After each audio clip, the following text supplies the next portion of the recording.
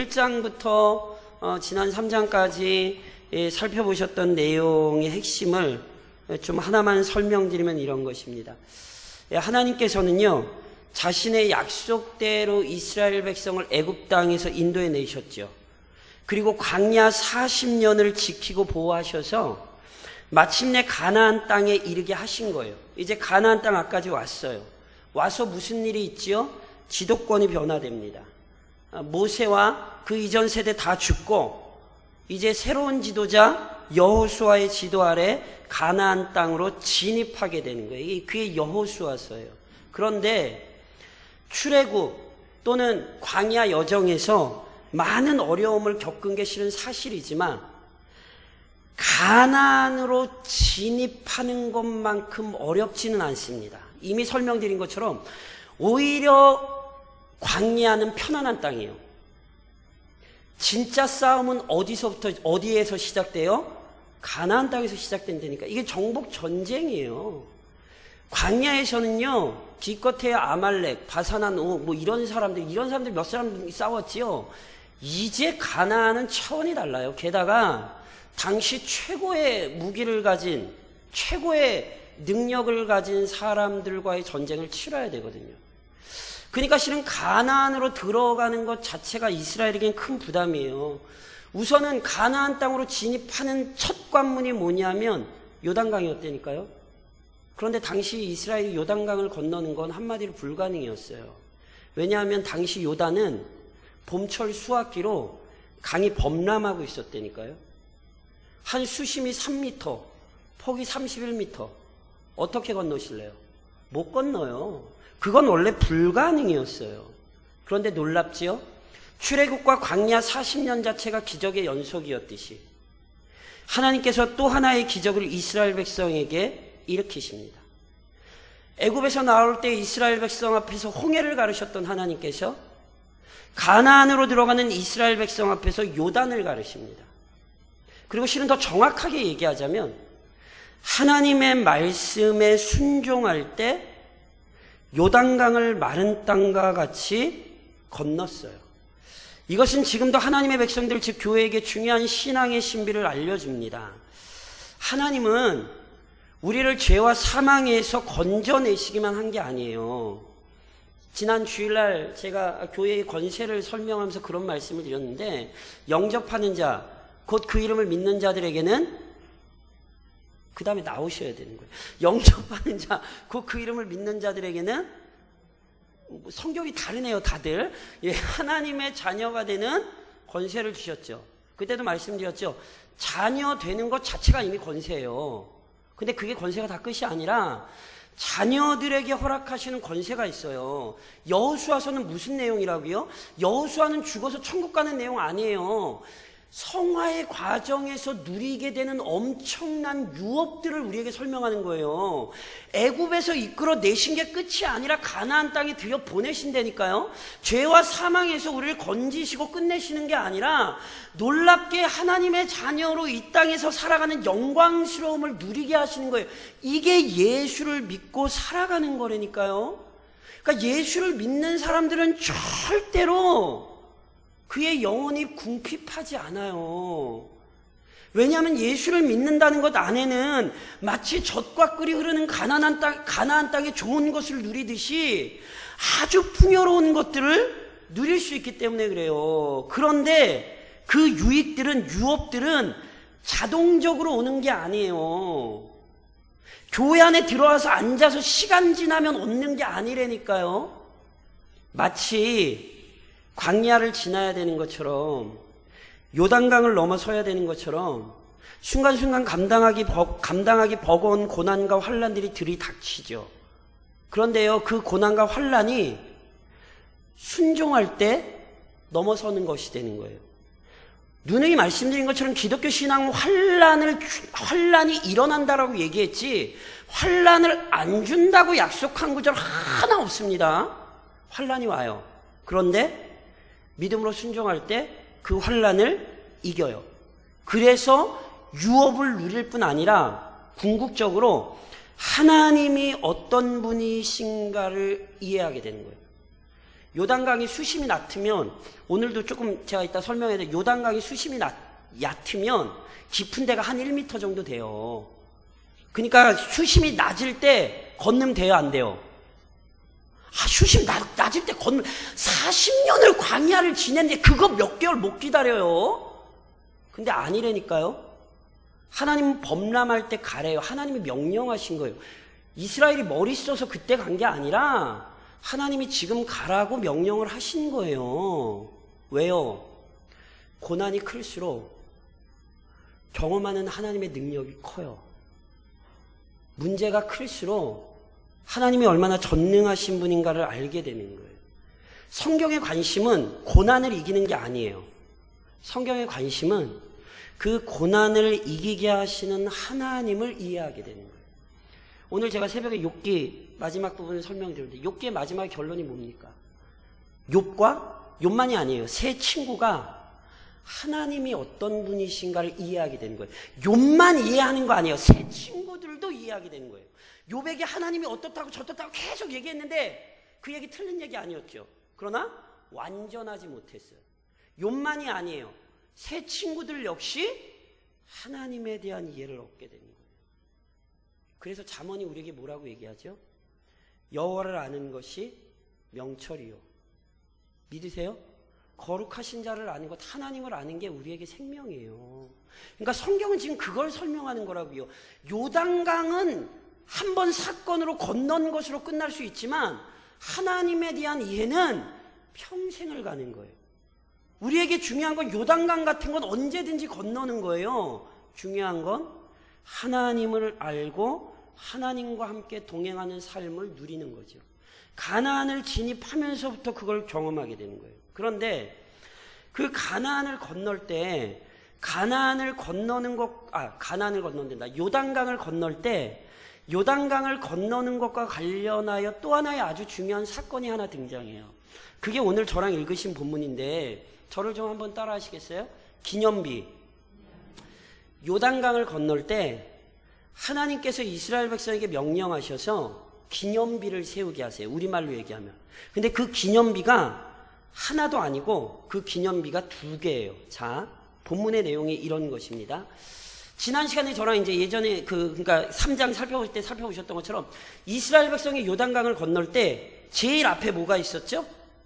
법궤가 있었죠. 언약궤를 제사장들이 메고 900m, 한 1km 앞에, 1000m 앞으로 갔어요. 그렇죠? 그래서 모든 백성들이 뭘 바라보고 있었어요? 언약궤를 바라보고 있었어요. 제사장들이 언약궤를 메고 요단강에 가서 요단강 물에 발을 잠그자 요단강이 갈라졌어요. 그런데 그렇게 요단강이 갈라지고 나서 제사장을 선두로 해가지고 쭉 모든 이스라엘 백성들이 건넌 게 아니라 제사장들이 요단 강물을 밟고 요단강에 서고 강이 갈라진 상태에서 모든 이스라엘 백성들이 먼저 쭉 강을 건넜어요. 이해하시겠어요? 그리고 나서 모든 이스라엘 백성이 강을 건너고 나서 그 다음에 강에 있던 제사장들이 언약궤 메고 서 있던 제사장들이 나온 거예요. 그러고 나자 다시 요단강이 범람했던 거죠. 그게 원래 강을 건넌 거거든요. 그런데 그렇게 이스라엘 백성들이 요단강을 건널 때 하나님께서 여호수아에게 12명을 뽑아서 12사람이 제사장들이 언약궤를 메고 있던 그 근처 발밑에 가서 돌덩어리를 12개를 집어오라 그러셨어요. 그러니까 한 사람이 하나씩 12개를 집어와서 그것을 그들이 유숙하는 곳에 쌓아놓으라 그랬어요. 그 유숙한 곳이 이제 그 다음에 이제 가면 나오는데 거기 길갈이에요. 그래서 이스라엘 백성들이 제사장들 발밑에서 12개를 가지고 와서 길갈에 단을 쌓아요. 이게 하나예요. 근데 그렇게만 안 했어요. 저랑 9절을 한번 읽어보시겠어요? 9절. 그렇게 기념비를 하나 쌓았을 뿐 아니라 9절 같이 시작. 여호수아가 또 요단 가운데 곧 언약궤를 맨 제사장들의 발이 선 곳에 돌 12를 세웠더니 오늘까지 거기에 있더라. 자, 절 보세요. 이게 지금 무슨 얘기인지 이해하시겠어요? 제사장들이 서 있던 발밑에서 돌 12개 빼서 길갈에 기념비 세웠어요. 그게 다가 아니에요. 또 돌을 12개 가져와서, 어디서 가져왔어요? 밖에서 가져왔겠죠. 강 밖에서. 강 밖에서 돌 12개를 가져와가지고 제사장들이 서 있던 곳에 그 돌 12개를 또 쌌어요. 그러니까 보세요. 길갈에 12개 돌 있고 요단 강바닥에 돌 12개 있어요. 길갈에 있는 건 눈에 보이잖아요. 강바닥에 놓으면 보이겠어요? 안 보이겠어요? 물이 다시 강물이 이렇게 합쳐졌잖아요. 그렇죠? 그러니까 보이겠어요? 안 보이겠어요? 안 보일 것 같으시죠? 그렇지 않아요. 제가 말씀드렸잖아요. 강의 수위가 높아질 때가 있고 강의 수위가 낮아질 때가 있어요. 강의 수위가 높을 때는 보이지 않아요. 그런데 강의 수위가 낮아지면 그 돌이 보여요. 이해하시겠어요?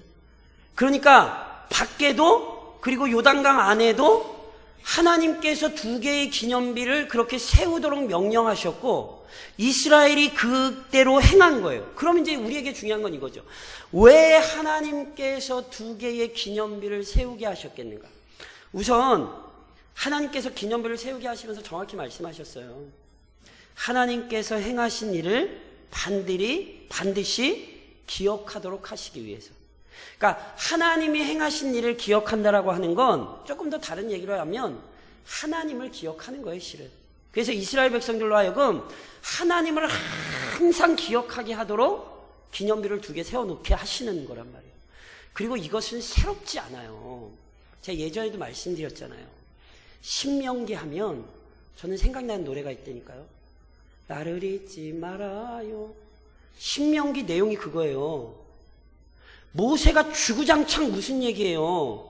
너희 그 영화로 젖과 꿀이 흐르는 가나안 땅 들어가면 너희 절대로 하나님 잊으면 안 된다. 신명기 내내, 아니 광야 생활 내내 모세가 그 얘기했어요. 그러니까 하나님이 이스라엘에게 언제나 강조하셨던 내용이에요. 그리고 그렇게 강조하실 수밖에 없는 이유가 있죠. 왜요? 이스라엘은 하나님을 너무 잘 잊어요. 예를 하나 들까요? 이스라엘 백성이 애굽 땅에서 나올 때 홍해 건넜잖아요. 그렇죠? 오늘 요단강 건넜지만 예전에 40년 전에 홍해 건넜거든요. 홍해 건너고 나서 이스라엘 백성이 뭐 했는지 아시죠? 난리 났어요. 난리 났어요. 온 이스라엘 백성이 하나님 찬송하고 난리 났어요. 근데 아세요? 그게 3일을 안 갔어요. 그게 3일을 안 가고 하나님 원망하고 난리 났어요. 왜요? 마실 물의 문제 때문에. 아니, 강물을 가르시는 분이 마실 물은 못 주시겠습니까? 그러니까 그 핵심이 뭔지를 기억하셔야 된다니까요. 이스라엘은 자꾸 하나님을 잊어요. 아니 10가지 재앙으로 애굽 땅에서 인도해내신 하나님이 10번째 재앙, 모든 것이 애굽의 죽음으로 임할 때에 어린 양의 피와 살을 의지했던 자들을 구원하신 하나님께서 아니 광야로 데리고 와서 목말라 죽이시겠냐고요. 그러니까 그 성경의 사건의 본질이 뭔지를 기억하셔야 돼요. 이스라엘이 잊는 거예요. 뭘 잊어요? 하나님께서 행하신 일을 잊고 하나님이 어떤 분이신가를 잊는 거예요. 이게 인간의 본성이에요. 구약만 그런가요? 신약도 그래요. 오병이어 사건 기억하시죠? 예수님께서 물고기 2마리, 보리떡 5개로 남자만 5,000명 먹이셨어요. 그때 그 사건 때문에 사람들이 흥분했을 때 제가 그 서구역이 예배 때 말씀드렸죠. 예수님이 제자들을 바다 건너편으로 보내세요. 그래서 예수님께서 흥분했던 무리와 떨어뜨려 제자들을 바다 건너편으로 보내실 때 제자들이 바다에서 무슨 일을 만나죠? 아주 큰 풍랑을 만나서 죽는 줄 알았죠. 그때 누가 찾아오십니까? 예수님이 찾아오셨습니다. 그렇죠? 그래서 제자들도 한숨을 돌리고 게다가 그 풍랑을 예수님이 잠잠케 하셨어요. 그 사건을 마가복음은 뭐라고 기록하냐면 배에 올라 그들에게 가시니 바람이 그치는지라.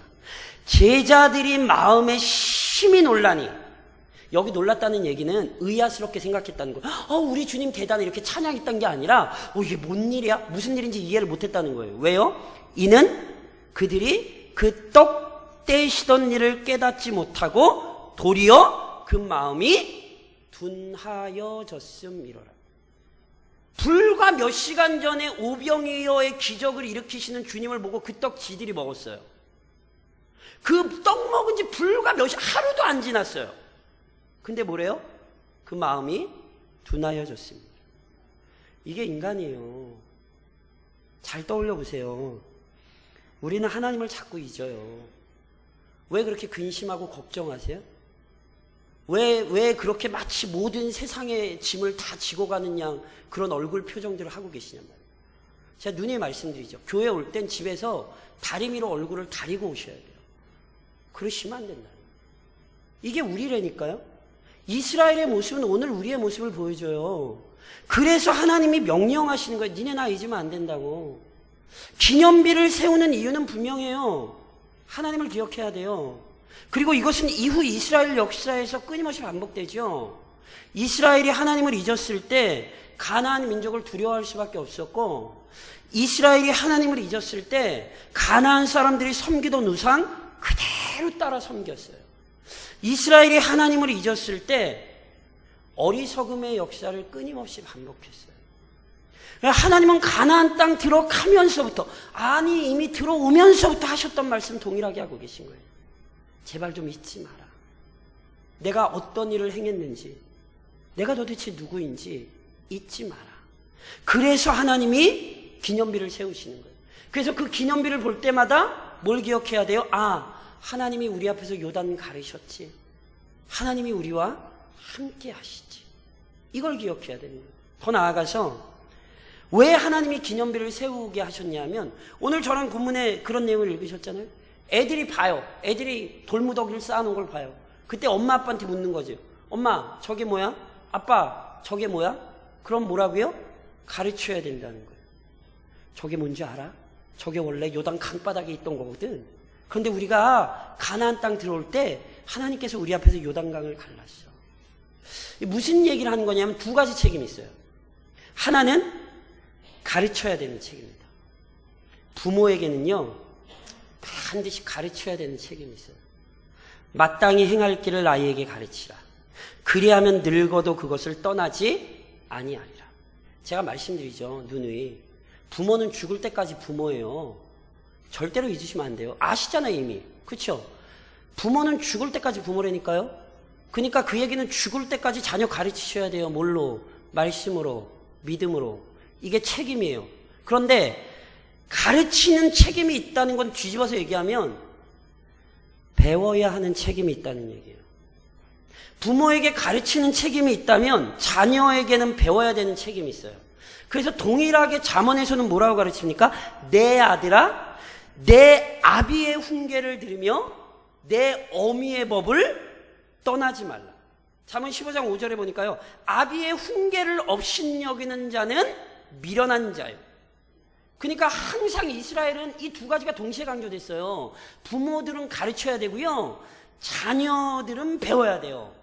이 책임을 다 같이 져야 되는 거예요. 부모는 끊임없이 가르치기 위해 수고해야 되고 아이들은 끊임없이 배워야 되는 거예요. 아세요? 사사기 1장 사사기로 가시잖아요. 이스라엘이 이것에 있어 실패했다는 사실을 성경이 아주 정확히 기록하죠. 사사기 2장에 이렇게 기록돼요. 여호와의 종 눈의 아들 여호수아가 110세의 죽음에 무리가 그의 기업의 경내 에브라임 산지 가스산 북쪽 딥낫 테레스에 장사하였고 그 세대의 사람도 다 그 조상에게로 돌아갔고 그 후에 일어난 다른 세대는 여호와를 알지 못하며 여호와께서 이스라엘을 위하여 행하신 일도 알지 못하였더라. 기억하세요? 분명히 요단강 넘어오면서 기념비 세우면서 부모는 가르쳐야 되고 자녀는 배워야 돼. 하나님이 명확히 가르치셨는데 가르치지도 못했고 배우지도 못했어요. 그래서 어떻게 됐어요? 사사기의 괴로움이 시작된 거예요. 분명히 여호수아서에서 가나안 땅 차지했어요. 물론 나중에 살펴보겠습니다만 전쟁이 그쳤더라 그랬어요. 물론 그 완전한 전쟁이 그친 건 아니지만 어찌됐건 하나님께서 이스라엘 백성이 가나안 땅에서 주도권을 잡게 하셨어요. 그런데 그 이후의 역사는 끊임없이 괴롭힘을 당했어요. 아십니까? 왜요? 가르치고 배우지 못했어요. 오늘도 마찬가지입니다. 제가 누누이 말씀드리죠. 목사의 책임은 가르치는 거예요. 목사가요, 안 가르치잖아요? 그럼 제일 손해보는 게 누군 것 같으세요? 목사예요. 우선 가르치지 않는 목사는 그의 영혼이 병들어요. 이게 한국교회 지금 심각한 문제예요. 그러니까 목사들이 성경을 가르치질 않아요. 그냥 규중 예배들을 하는 걸로 그게 마치 목사의 사역이 단 거라고 생각을 하는 거예요. 아니라니까요. 제 누누이 말씀드리죠. 성경은 공예배와 성경 공부라는 두 가지 틀로 예수님이 제자들을 훈련시키셨어요. 설교와 성경 공부는요, 항상 성경의 질서 속에서 항상 교회를 성장시켰던 굉장히 중요한 원리예요. 그러니까 목사들은 설교만 하는 사람이 아니에요. 목사들은 성경 공부들을 하는 사람들이에요. 그러니까 그 책임이 목사에게 있어요. 그런데 문제는 목사에게 가르치는 책임이 있다면 성도들은 뭐 하셔야 돼요? 배우는 책임이 있는 거예요. 그러니까 보세요. 이거 같은 거예요. 안 가르치면 하나님 앞에 책망받죠. 성경 공부 안 하시면 하나님 앞에 책망받아요. 제 얘기 잘 들으셔야 된다니까요. 만약에 저희 교회에 성경 공부가 없어요. 그러면 제가 우선 제가 사기꾼이 돼요. 그러니까 아니 하나님의 말씀 없이 살 수 있어요, 없어요? 없잖아요. 그러니까 끊임없이 분명히 성경에 하나님의 말씀 배워야 된다 그러면서 배우셔야 됩니다. 제가 그러고 가르치면서 제가 성경을 안 가르쳐요. 그럼 제가 우선 거짓말쟁이가 되네. 그게 사꾼이에요, 사꾼. 그것만큼 대단한 사기꾼이 없어요. 근데 보세요. 우리 교회 성경 공부가 없습니까? 지금 잠깐 없죠? 제가 오고 나서 성경 공부가 없던가요? 아니요. 앞으로 없을까요? 아니라니까. 제 예언 아닌 예언한지 저희 성경 공부 매일 생겨요. 제가 지금까지 사역을 그렇게 했어요. 그런데 보세요. 성도들이 열심을 안 내요. 그 책임이 누구에게 있어요? 다른 사람 보지 마세요. 나한테 있어요. 나는 안 배워도 되나요? 그런 게 성경에 어디 있어요? 책임지셔야 된다니까요. 제가 오늘 새벽에도 말씀드린 신앙은 책임지는 거예요. 다른 사람에게 책임을 떠넘기고 도망가는 게 아니라 내가 그 자리에서 해야 되는 신앙의 책임을 지는 게 이게 신앙이란 말이에요. 욥도 그것 때문에 혼났고 욥의 친구들도 그것 때문에 혼났어요. 왜냐하면 신앙에서 책임을 안 졌거든. 친구들은 욥을 위로하라고 보내놨더니 욥한테 욕만 직살나게 해대고 그래서 혼났어요. 틀린 얘기에서 혼난 게 아니라 욥의 고난에 동참하지 않아서.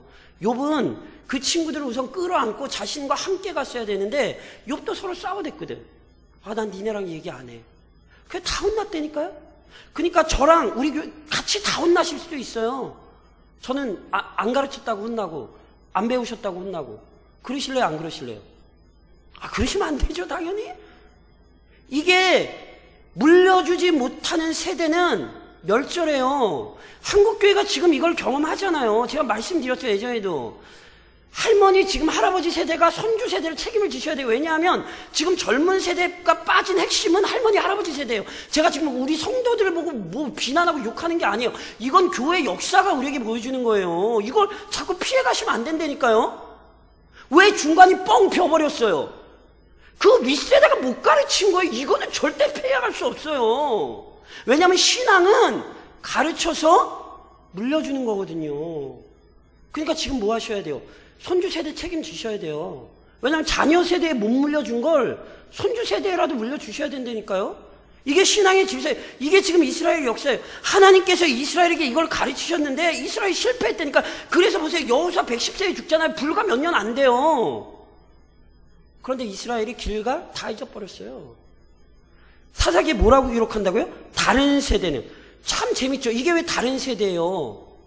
여전히 이어지는 세대였는데. 그런데 여호와를 알지 못합니다. 놀랍죠? 불과 요단강 건넌 지 얼마 안 됐는데 가르치고 배우는 책임을 지지 못함으로 말미암아 신앙이 다 무너졌어요. 또 하나 기념비를 세우게 하신 목적이 있어요. 그것은 오늘 본문에 보면 열방으로 하여금 깨닫게 하시는 거예요. 이걸요 우리는 이미 라합 사건에서 봤어요. 여호수아가 정탐꾼 보냈잖아요. 근데 라합이 입으로 뭐라고 얘기해요? 야, 하나님께서 니네가 애굽 땅에서 어떤 일을 했는지, 하나님께서 바사랑 옥과 시온을 어떻게 멸하셨는지 우리가 다 들었어. 그래서 우리 마음이 물처럼 녹아버렸어. 라합 입에서 이미 고백을 했잖아요. 5장 1절로 가잖아요. 요단강을 말리신 사건 때문에, 요단강을 건넌 사건 때문에 역시 가나안 사람들의 마음이 녹았고 이스라엘 자손들 때문에 정신을 잃었대요. 그러니까 이게 이미 누구에게 두려움이 되는 거예요? 가나안에게 두려움이 되는 거예요. 그러니까 지금 하나님이 뭐 하고 계시는가 보세요. 하나님은 이스라엘을 데리고도 훈련시키고 계시지만 하나님은 요단강을 건너면서도 이미 가나안 사람들과 하나님은 이미 싸우고 계세요. 가나안 사람들의 마음을 지금 누가 무너뜨리고 있어요? 하나님이 무너뜨리고 계시잖아요. 요단강을 가르고 이전의 모든 사건을 통해서 가나안인들의 마음을 무너뜨리고 있다고요. 하나님이 친히 먼저 싸우고 계시죠. 그러니까 보세요. 오늘 본문 속에서도 언제나 동행하시는 하나님을 기억하셔야 돼요. 언약궤는 하나님의 인재의 상징이라고 말씀드렸잖아요. 요단강 건널 때 어떻게 건너요? 하나님께서 언약궤가 먼저 가요. 그렇죠? 언약궤가 먼저 가요. 무슨 얘기예요? 먼저 친히 앞서 진행하시는 거예요. 그리고 모든 백성이 지나기까지 언약궤가 가운데 서 있어요. 이 얘기는 하나님께서 그들의 백성과 함께 떠나지 않고 항상 함께 하신다는 거예요. 그리고 이스라엘 백성이 다 나가고 나자 언약궤가 제일 마지막에 따라 나와요. 하나님은 앞선 길을 보호하시는 하나님일 뿐만 아니라 하나님은 뒤에서 오는 모든 것들도 막아주시는 분이에요. 이것을 이미 이스라엘 백성은요, 어디서도 경험했냐 하면 출애굽할 때도 경험했어요. 하나님께서 구름 기둥이 이스라엘 백성의 앞쪽에 있다가 구름 기둥이 갑자기 이스라엘 백성 뒤로 오죠. 그랬더니 어떤 일이 일어나죠? 이스라엘을 막 따라오던 애굽 군대가 아주 큰 혼란을 겪죠. 누가 막았어요? 하나님이 막았죠. 그래서 오늘 여전히 하나님께서 앞뒤로 우리를 보호하시며 인도하신다는 사실을 기억하셔야 됩니다. 하나님의 동행하심을 기억하지 못하면 절대로 믿음으로 살지 못하십니다. 그런데 하나님께서 나와 동행하신다는 사실을 기억하면 사망의 음침한 골짜기에서도 찬송 부를 수 있어요. 왜 참송이 안 나오냐 하면 하나님이 나와 동행하신다는 확신이 없기 때문에 그러세요. 그러니까 이걸 구하시란 말이에요. 제발 이상한 것 좀 구하지 말고 기도를 좀 하시려거든 썩어지며 없어질 것에 기도의 초점을 제발 두지 마시고 그거 먹고 어차피 사라지고 없어질 거 아니냔 말이에요. 구하지 마시라는 말씀이 아니라 일용할 양식마저도 구하라 하셨으니까 구하시지만 기도의 핵심은 그게 항상 아니라니까요. 자녀들을 위해서도 도대체 뭘 매번 기도하시냔 말이에요. 어차피 순간 사라질 거 놓고 제발 기도하지 마세요. 지금 한국 사회 보시란 말이에요.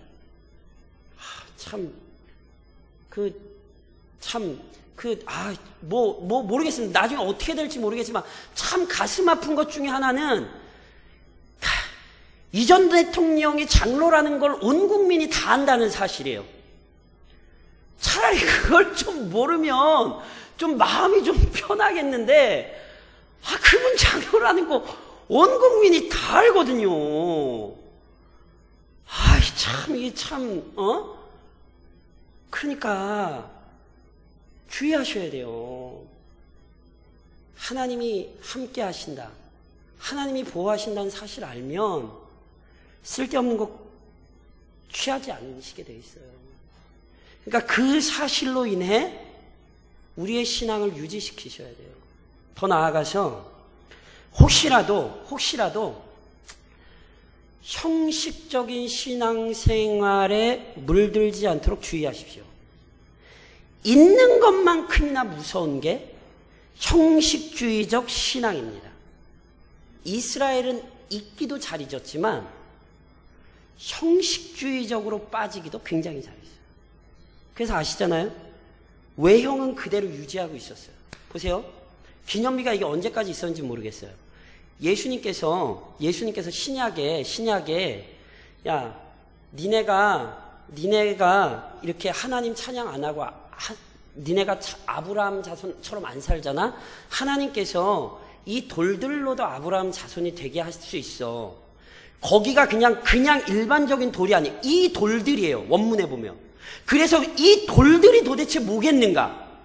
또 야, 하나님은 어린아이의 입으로 받으신 이 찬양 받으신 하나님이 이 돌들로도 찬양 받으실 수 있어요. 이런 말씀하시거든요. 거기도 관사가 붙어 있어요. 이 돌들이에요. 그래서 이 돌들이 뭔가에 대해서 어떤 학자들은 그게 길갈에 있는 그 돌이야 이렇게 얘기하는 학자들이 있어요. 그게 맞는지 틀리는지는 모르겠어요. 근데 분명히 그냥 길바닥 돌이 아니에요.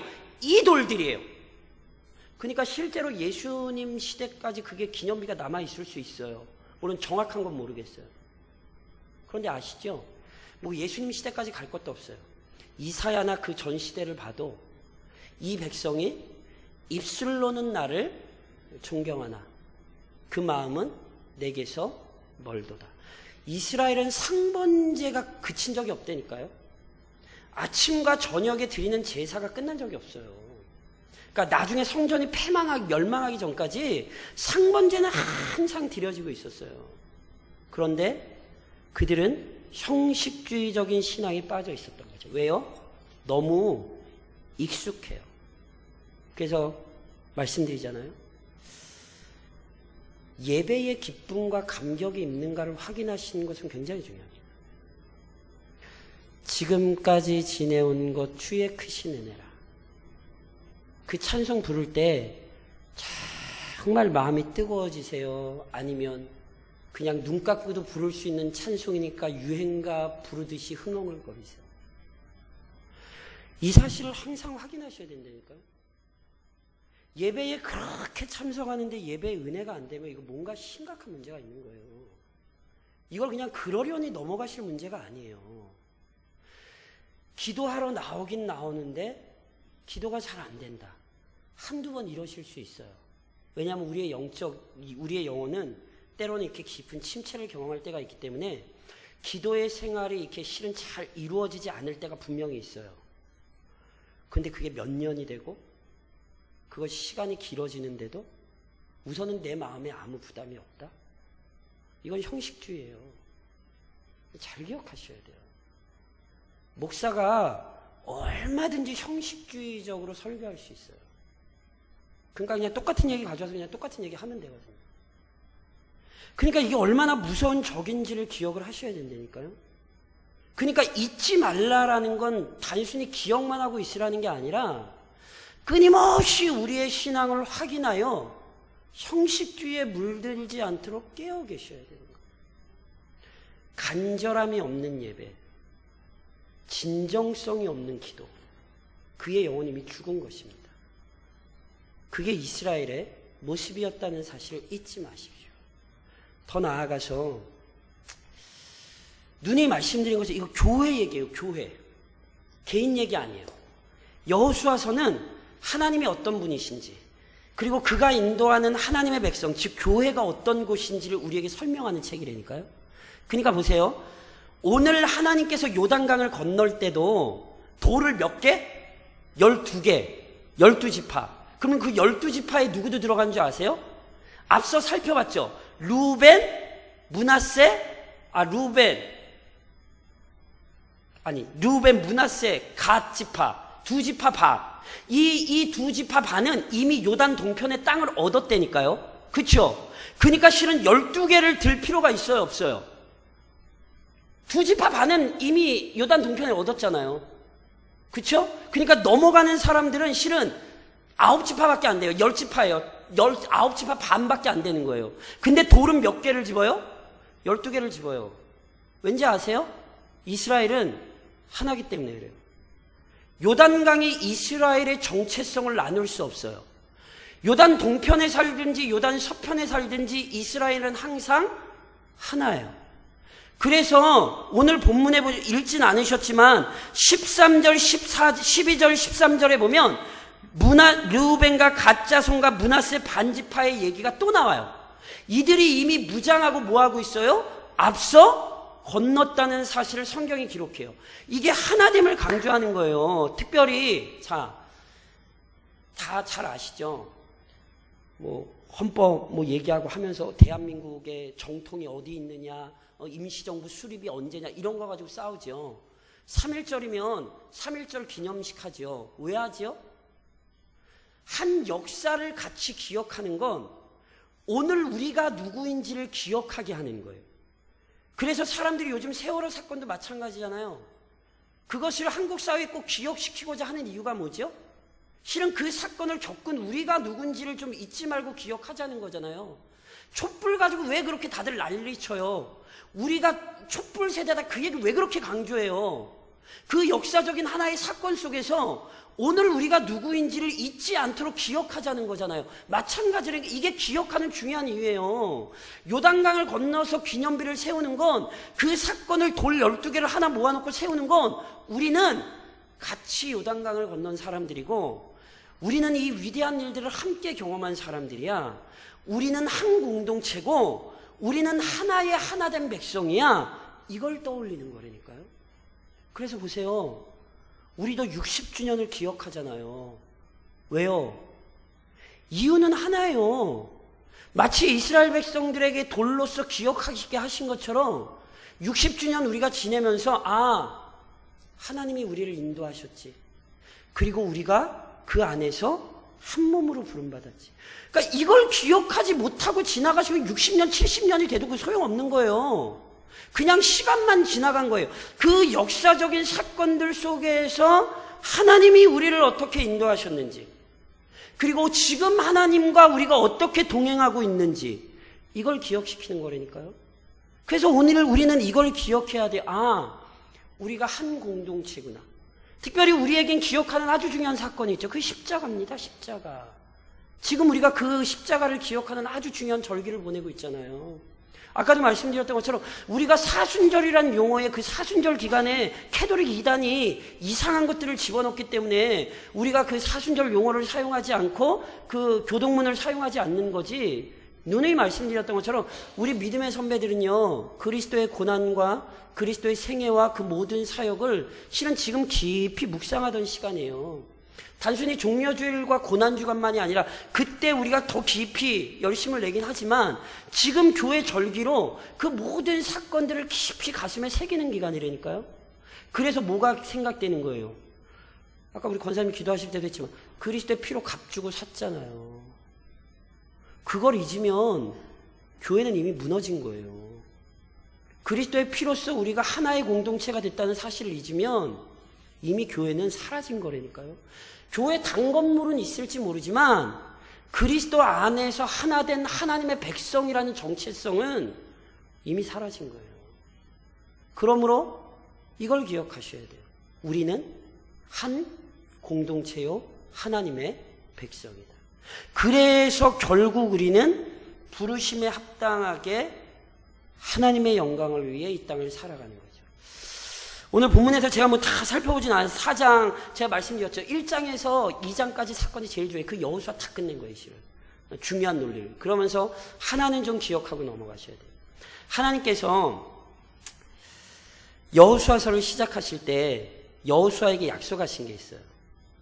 내가 모세와 함께한 것처럼 너와 함께하고, 내가 모세를 능력의 종으로 세워서 그 백성들 앞에 세운 것처럼 내가 너를 그렇게 세우겠다고 하나님께서 약속하셨거든요.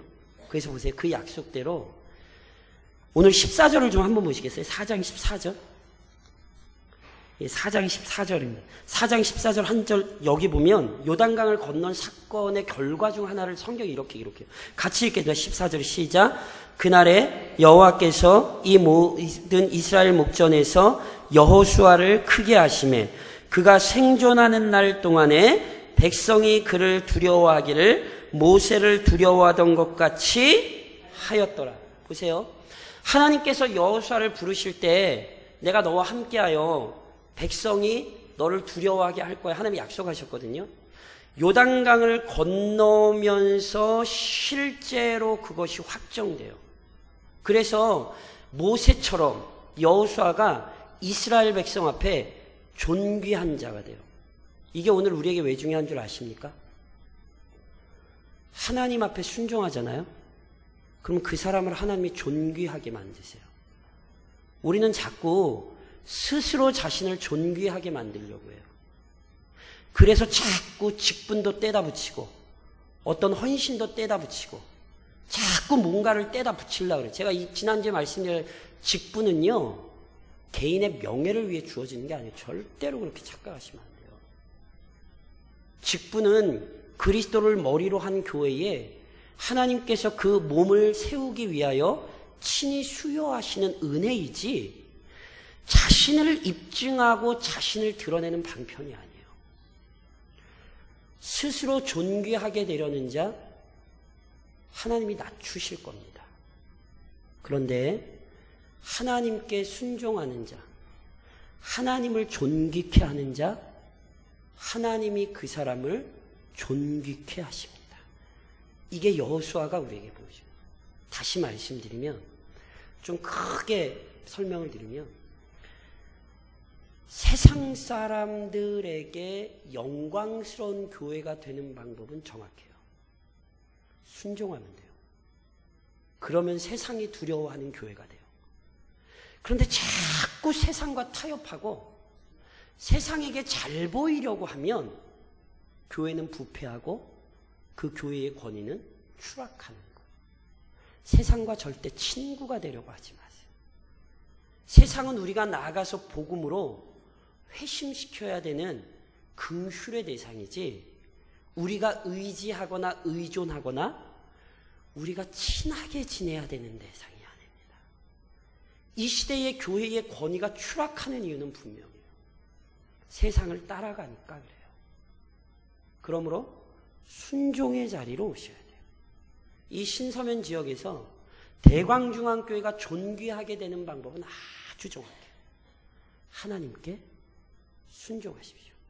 그리고 하나님을 존귀케 하는 일을 감당하면 되는 거예요. 그러면 하나님께서 우리를 존귀케 하실 것입니다.